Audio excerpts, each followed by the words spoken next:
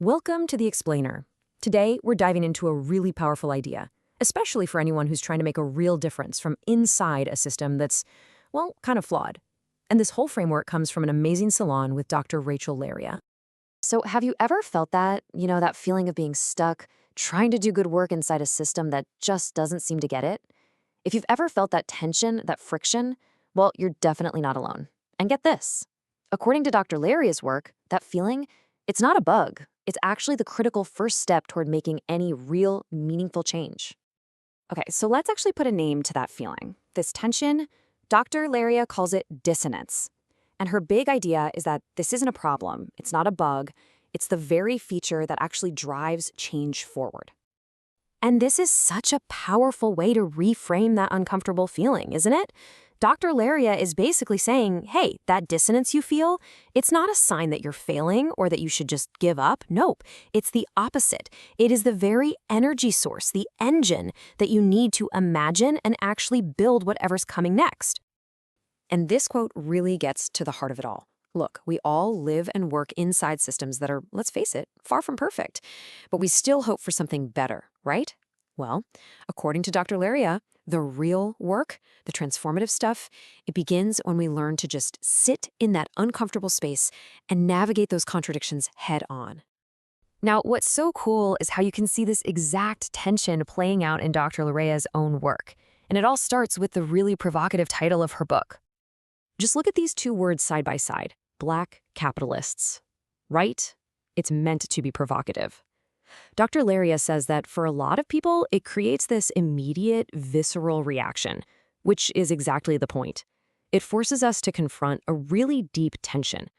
And this title just brilliantly illustrates that core conflict she's talking about. So on one side, you absolutely have to acknowledge the historic harms of capitalism, especially its roots in exploitation.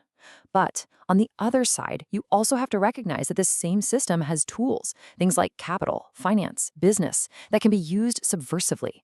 If you wield them with intention, you can actually create entirely different, more equitable outcomes. Now, this whole perspective, it wasn't just some academic theory for Dr. Laryea. No way. It was forged in the fire of her own personal journey, moving through some of the most powerful systems in our society.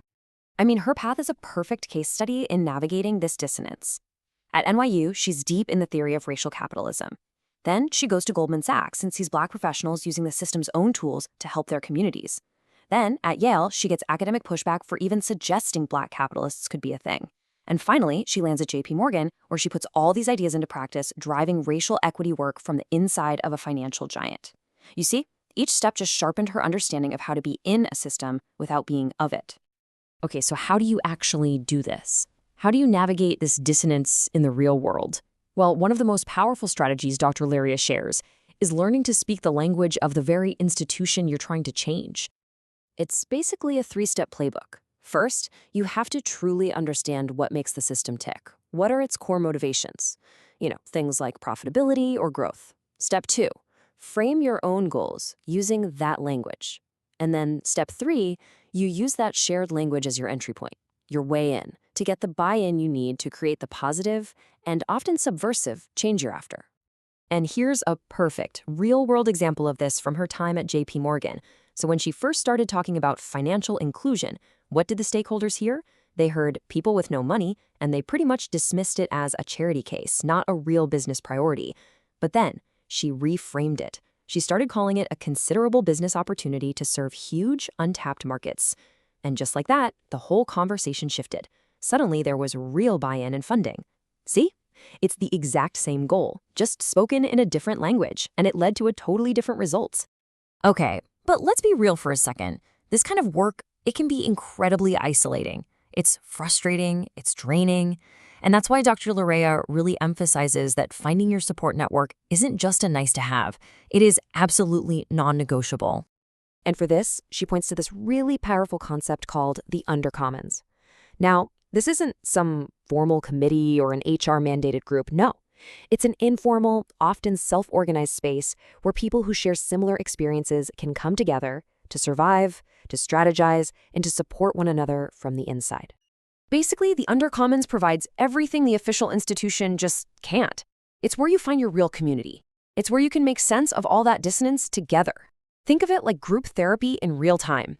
It's where you share resources, social, human, even monetary, and it's where you find that crucial support you need to keep your hope alive and avoid burning out. It is a space for survival, sure, but it's also a space for collective thriving. And all of this brings us to the ultimate takeaway from Dr. Laryea's work. Your real power as a change maker, it doesn't lie in just rejecting a system from the outside. It lies in skillfully occupying that ambiguous in-between space, that gap between the world as it is and the world you are trying so hard to build. And so we're left with this final, really provocative question to think about. That space of ambiguity, where a rule isn't quite clear or an outcome isn't set in stone, that's not a roadblock, it's an opening. Dr. Laryea really encourages us to look for that ambiguity in our own work because that's precisely where we can find our greatest opportunity to actually make a difference.